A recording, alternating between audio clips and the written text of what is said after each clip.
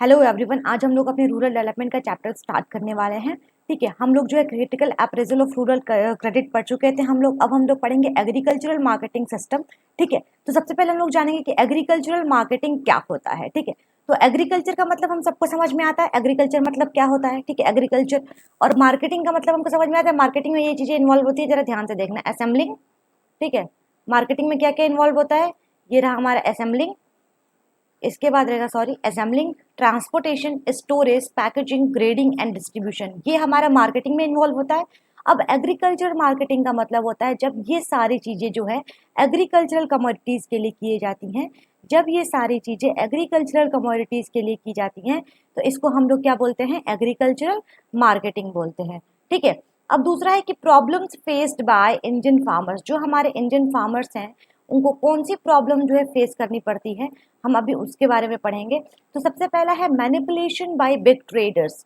ठीक है, manipulation bye big traders का मतलब होता है कि जितने भी हमारे होलसेलर्स या फिर ब्रोकर्स इस बीच में आ जाते हैं, फार्मर्स से लेके कंज्यूमर के बीच में जो हमारे ब्रोकर्स आते हैं उनको बोलते हैं बिग ट्रेडर्स। ये क्या करते हैं कि फार्मर्स से बहुत ही कम प्राइस पे जो है सामान खरीदते हैं। ठीक, और उसको ले जाके जो है हाई कॉस्ट पे कंज्यूमर को बेचते हैं। जैसे अभी हम लोग देखेंगे जब एमएसपी वाले टाइम पे चल रहा था, ये सब जितना भी प्रोटेस्ट वगैरह चल रहा था, तो वहां पे देखेंगे एक बंद गोभी थी, उसको फार्मर्स खरीद के लेके आए मॉल से, जिसकी प्राइस थी 300 रुपीज। लेकिन वही बंद गोभी जो है अगर फार्मर्स अपने खेत में उगाते हैं तो उनको कितना पे करना पड़ता है, सिर्फ और सिर्फ जो है 20 या 25 रुपए आप पे करेंगे तो वो आपको वही वाला कॉलीफ्लावर यानी बंद गोभी आपको दे देंगे। तो इससे क्या समझ में आता है कि जो फार्मर्स और कंज्यूमर के बीच में जो ब्रोकर है, सबसे ज्यादा प्रॉफिट किनको होता है, इन्हीं को होता है। ठीक है, अब चलेंगे हम दूसरी चीजों की तरफ। दूसरा है लैक ऑफ मार्केट इंफॉर्मेशन। जो हमारे फार्मर्स होते हैं उनके पास मार्केट इंफॉर्मेशन नहीं होती है। उनको नहीं पता होता है कि सप्लाई कहाँ करना है, डिमांड कहाँ करना है। उनको नहीं पता होता है कि कंज्यूमर की वांट्स क्या है, नीड्स क्या है। उनको ये नहीं पता होता कि कंज्यूमर कौन सी चीजें कब डिमांड कर सकता है। उनको इन सब चीजों के बारे में कोई भी ठिकाना नहीं रहता है। वो सिर्फ जानते हैं कि वो लोग सामान को उगाएं और मार्केट में उसको सप्लाई कर दे। अगर वो सब ये मार्केट इंफॉर्मेशन रखते तो वो सब बहुत ही अच्छी प्रॉफिट कमा सकते थे। ठीक है, तीसरा है हमारा लैक ऑफ स्टोरेज फैसिलिटीज। जो हमारे स्टोरेज फैसिलिटीज हैं, ठीक है, उसमें कमी। कैसे कमी हो सकती है, जैसे कि फार्मर्स के पास अगर स्टोरेज फैसिलिटीज होती तो जब भी वो जरूरत से ज्यादा प्रोड्यूस करता तो वो क्या करता, कोल्ड स्टोरेज वगैरह में रख देता, जिससे क्या होता कि फार्मर जो है टाइम आने पे उसको निकालता और उसको जो है सही प्राइस पे उसको बेच देता। लेकिन स्टोरेज फैसिलिटीज नहीं होती है तो फार्मर्स को टाइम से पहले ही बेचना पड़ता है और कम दामों में बेचना पड़ता है, क्योंकि बहुत सारे लोग भी उसी सीजन में अनाज उगाए होते हैं तो इनको बहुत ही कम प्राइस पे बेचना होता है। जैसे मान लो गेहूं का सीजन आता है तो गांव में गेहूं लोग उगाते हैं। ठीक है, तो गेहूं उगाते हैं लोग, तो सब लोग तो उगाते हैं ना, तो सब लोग जो है उसी प्राइस पे बेचेंगे तो क्या होता है, धीरे धीरे धीरे प्राइस जो है नीचे होने लगती है। ठीक है, क्योंकि सारे लोगों के पास सेम प्रोडक्ट होता है, सब लोग बेचते हैं, तो एक बहुत ही नॉमिनल प्राइस हो जाती है फार्मर्स की, जिस प्राइस पे ये लोग बेचते हैं। और वही बिग ट्रेडर्स जो हैं वो इसको खरीद के लेके जाते हैं और क्या करते हैं कि इसको कोल्ड स्टोरेज में कुछ दिन रख देते हैं, उसके बाद से इसको हाईएस्ट प्राइस पे मार्केट में ये डिलीवर करते हैं। ठीक है, अब चलते हैं अपने नेक्स्ट टॉपिक की तरफ।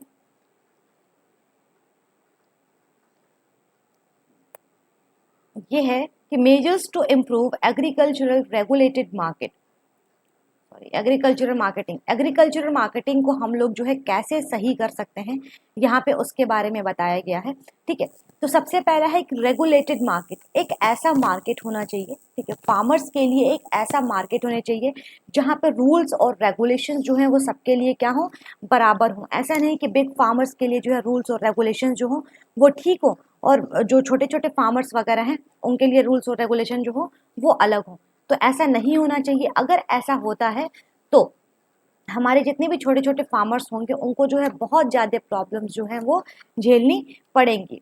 दूसरा है हमारा इंफ्रास्ट्रक्चरल फैसिलिटीज़। जो हमारे फार्मर्स हैं उनको इंफ्रास्ट्रक्चरल फैसिलिटीज़ मिलनी चाहिए। इंफ्रास्ट्रक्चरल फैसिलिटीज़ का मतलब होता है कि उनको प्रॉपरली जो है गोडाउन या फिर कोल्ड स्टोरेज मिलना चाहिए, जहाँ पे वो अगर ज़रूरत से ज़्यादा सामान प्रोड्यूस करते हैं तो वो वहाँ पे उसको आसानी से रख सके। ठीक है, तीसरा है हमारा कि कोऑपरेटिव मार्केटिंग।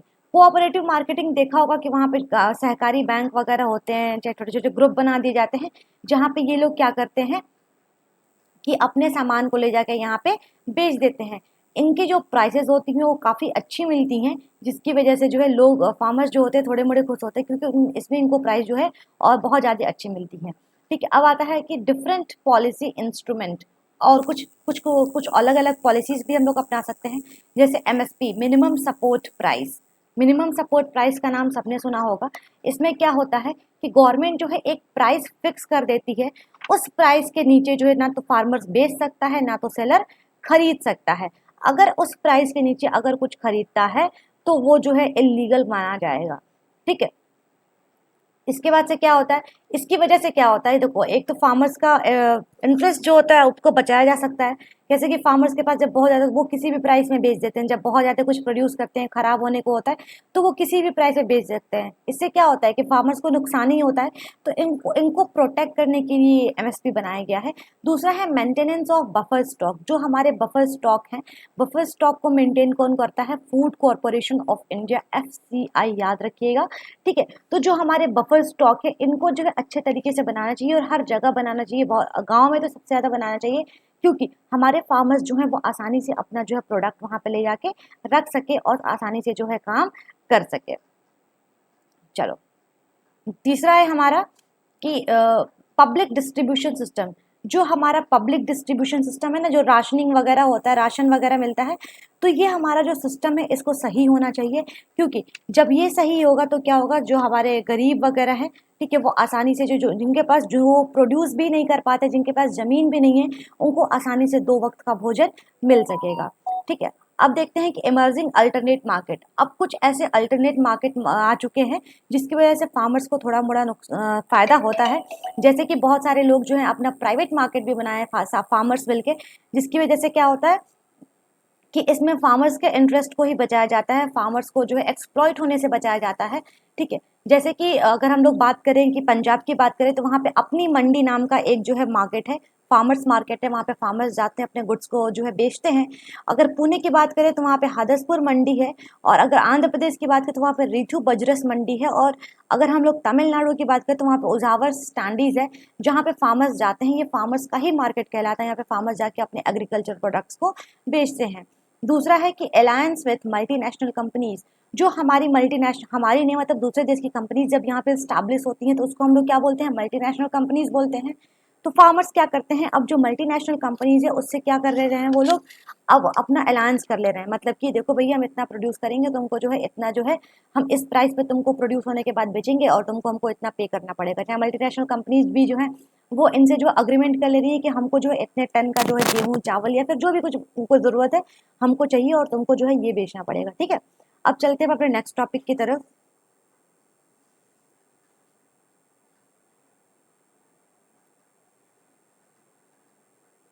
यहाँ पे आता है हमारा डाइवर्सिफिकेशन ऑफ क्रॉप्स।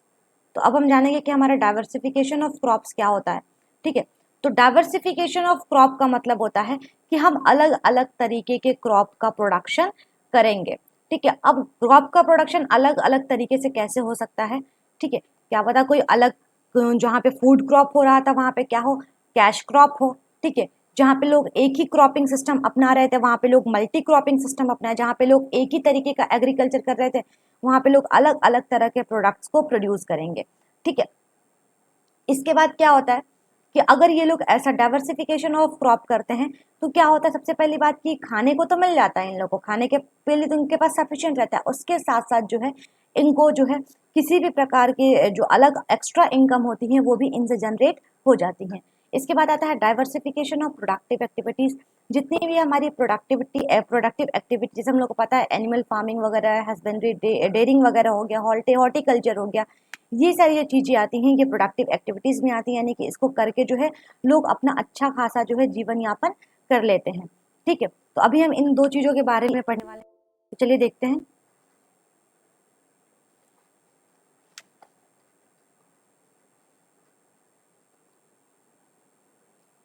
पहला है non farm areas of employment.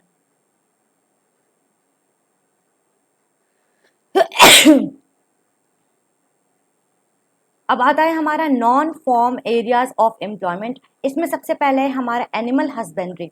अब एनिमल हस्बेंड्री क्या होता है हम उस चीज़ों के बारे में जानेंगे। तो हम सब बचपन से पढ़ते हैं, बचपन से क्या बहुत छोटे पे से ही पढ़ते हुए आए होंगे कि एनिमल हस्बेंड्री क्या होती है। एनिमल हस्बेंड्री वही होती है जहाँ पे जो है जानवरों को पाला पाला जाता है, फिर उसको उनके मीट प्रोडक्ट्स या फिर उनके स्किन वगैरह बेचे जाते हैं, तो ये हमारा कहलाता है एनिमल हस्बेंड्री। डेयरिंग क्या होती है हमको पता है, जहाँ पे मिल्क प्रोडक्शन होता है वो वहाँ पे डेयरिंग होती है। फिशरीज भी पता है। और हॉर्टिकल्चर जहाँ पे production of vegetables and fruits होता है उसको हम लोग क्या बोलते हैं, हॉर्टिकल्चर बोलते हैं। तो चलिए देखते हैं अपना नेक्स्ट टॉपिक की। पहला है एनिमल हस्बेंड्री। एनिमल हस्बेंड्री हम बता चुके हैं कि क्या होता है, जहाँ पे हम लोग गाय भेड़ बकरी को पालते हैं, ठीक है। यहाँ इसको हम लोग क्या बोलते हैं, एनिमल हस्बेंड्री बोलते हैं। छोटे छोटे जानवर जब हम पालते हैं तो इसको क्या बोलते हैं, एनिमल हस्बेंड्री बोलते हैं। इनके दूध से या फिर इनके मीट प्रोडक्ट से जो है हम लोग पैसा कमाते हैं, मतलब जो भी इनको पालते हैं वो पैसा कमाते हैं, ठीक है। दूसरा है live stock provide 70 million people the livelihood option. ये लाइफ स्टॉक जो ये काम है जानवरों को पालना और उससे अपना जीवन यापन करना, इससे 70 मिलियन लोग जो हैं आज भी हमारे देश में जो है इनका जो है रोजगार है। 70 मिलियन लोगों का आज भी हमारे देश में एनिमल हस्बेंड्री जो है वो रोजगार है। आज भी जो है हमारे यहाँ 70 मिलियन लोग जो हैं वो क्या करते हैं कि गाय भैंस को पाल के, बकरी भेड़ को पाल के अपना जीवन यापन करते हैं। तीसरा है कि India is one of the largest life stock population in the world. India में सबसे ज्यादा जो है लाइफ स्टॉक जो है इंडिया में रहता है, ठीक है। सबसे ज्यादा जो है लोग अगर कहीं पे जीवन यापन करते हैं लाइफ स्टॉक से तो वो कहाँ पे करते हैं, इंडिया में करते हैं, ठीक है। चलिए अब हम चलते हैं अपने नेक्स्ट टॉपिक की तरफ। डेयरिंग।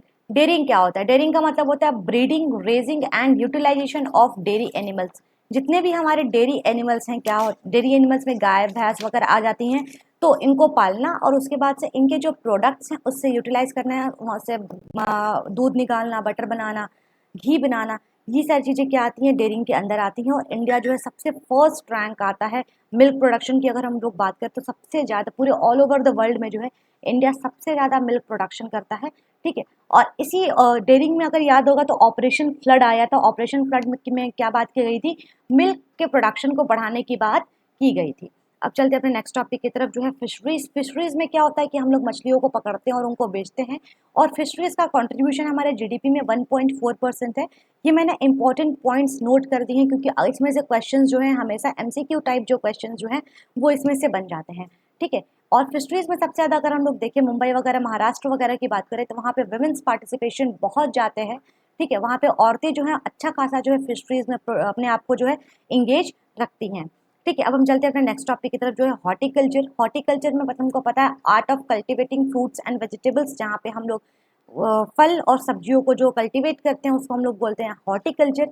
और गोल्डन रिवॉल्यूशन इसीलिए लाया गया था ताकि फ्रूट्स और वेजिटेबल्स के प्रोडक्शन में इंक्रीमेंट किया जा सके, ठीक है। और इसमें भी हम लोग देखेंगे तो औरतें जो होती हैं वो बहुत ज़्यादा जो है एम्प्लॉयड होती हैं इस सेक्टर में। और औरतों को अच्छा लगता है फ्रूट्स एंड वेजिटेबल्स, और ऑब्वियस सी बात है तो औरतें जो है इस सेक्टर में बहुत ही ज़्यादा एम्प्लॉयड होती हैं। अब चलते हैं अपने नेक्स्ट टॉपिक की तरफ जो है ऑर्गेनिक फार्मिंग। अब ऑर्गेनिक फार्मिंग क्या होता है इस चीज़ों के बारे में जानेंगे। तो it is a form of agriculture that relies on technique such as crop rotation, green manure, compost, biological pest control. ये एक ऐसा तरीका है जिससे हम लोग फार्मिंग तो करते हैं, ऑर्गेनिक के मतलब ही समझ में आया था कि फार्मिंग तो करते हैं लेकिन केमिकल वाले तरीके से नहीं, ठीक है। इसको हम लोग बायोलॉजिकल तरीके से करते हैं, नेचुरल तरीके से जब हम फार्मिंग करते हैं तो उसको हम लोग बोलते हैं एग्रीकल्चर फार्मिंग। और इसमें कौन कौन से टेक्निक, जैसे क्रॉप रोटेशन, मतलब कि एक बार हम लोग गेहूँ उगा दिए, फिर एक बार मान लो सरसों, फिर एक बार जो है ऐसे धान, ऐसे करके उगाएं तो इसको हम लोग बोलते हैं क्रॉप रोटेशन। मतलब कि जो है एकदम लगातार एक ही चीज़ को प्रोड्यूस ना करना, अलग अलग चीज़ें प्रोड्यूस करना। हाँ, ग्रीन मैन्योर का यूज़ करते हैं, हमको पता है गोबर गैस वगैरह आता है, इन सब चीज़ों का हम लोग यूज़ करते हैं। उसके बाद से मैन्योर वगैरह जो होते हैं, जो नेचुरल मैन्योर होते हैं उनका यूज़ करते हैं कम। और उसके बाद से बायोलॉजिकल पेस्ट कंट्रोल, नेचुरल जो पेस्ट कंट्रोल जो चीज़ें होती हैं उसको हम लोग यूज़ करते हैं, ठीक है। और इसमें क्या होता है कि हम लोग जो भी चीज़ें प्रोड्यूस करते हैं वो बहुत ही ज़्यादा हेल्दी होती है क्योंकि हम लोग जो है इसमें किसी भी प्रकार का केमिकल इस्तेमाल नहीं करते हैं। चलिए अब यहाँ तक रहा हमारा पूरा टोटल टॉपिक। अब हम चलेंगे अपने नेक्स्ट चैप्टर की तरफ, तब तक के लिए थैंक यू सो मच।